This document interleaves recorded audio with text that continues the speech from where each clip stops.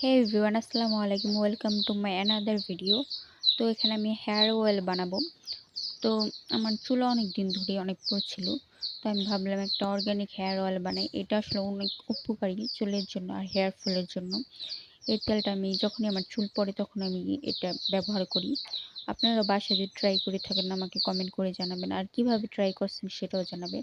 এখানে আমি মেহেদি পাতা, জবা ফুলের পাতা, তারপর জবা ফুল, তারপরে ধুপলা, তারপরে রোজমেরি যেটা পাতাটা ওটাও নিয়েছি। আর এখানে পেঁয়াজ অনেকগুলো কুচি করে নিয়েছি। এখানে আমি মেথি নিয়েছি, কালো জিরে নিয়েছি, তারপর লং নিয়েছি 4 থেকে 5টা, তারপর পেঁয়াজও 4-5টা নিতে হবে।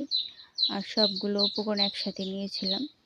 তো আমাদের বাসায় এগুলো ছিল, তো আমি এগুলোই নিয়েছি। তারপরে অ্যালোভেরা গাছের ছিল না, সেজন্য আমি এটা অ্যালোভেরি অর্গানিক তেলটা সেটা আমি ইউজ করছি। এখানে অল্প একটু দিয়ে দিলাম। তারপরে এখানে পিওর নারিকেল তেল একটা বোলের মধ্যে দিয়ে দিয়েছি, চুলায় বসিয়ে দিয়েছি। তো এটাও আমি ভালোভাবে দিয়ে দিচ্ছি। তারপর এখানে আমি অ্যালোভেরা যে তেলটা সেটাও ইউজ করছি কিছুটা, দুইটা একসাথে মিক্স করে দিয়েছি যাতে রেজাল্টটা ভালো আসে সেজন্য। আপনারা চাইলে একটা ইউজ করতে পারেন, সমস্যা নেই। তো আমি সবগুলো একসাথে দিয়ে দিলাম। এটা আসলে একটা একটা করে দেয় না কেনা সেটা আমি আসলে জানি না। যদি আপনারা জানেন থাকেন তাহলে আমাকে কমেন্ট করে জানাবেন।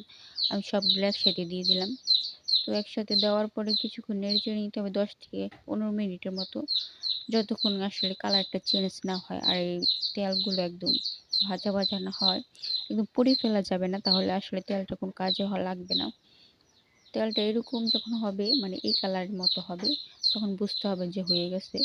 তখন আমি এটা নামিয়ে ফেলেছি। তো হওয়ার পরে আমি এটা ঝুরিয়ে অনেকক্ষণ ঝরাতে হবে যাতে একদম ঠান্ডা হয়ে যায়। সেজন্য অনেকক্ষণ পরে আমি এটা ঠান্ডা করার জন্য 10 থেকে 15 মিনিটের মতো রেখে দিয়েছিলাম। তারপর এখানে আমি একটা ছাঁকনি দিয়ে ভালোভাবে তেলটাকে ঝরিয়ে নিচ্ছি।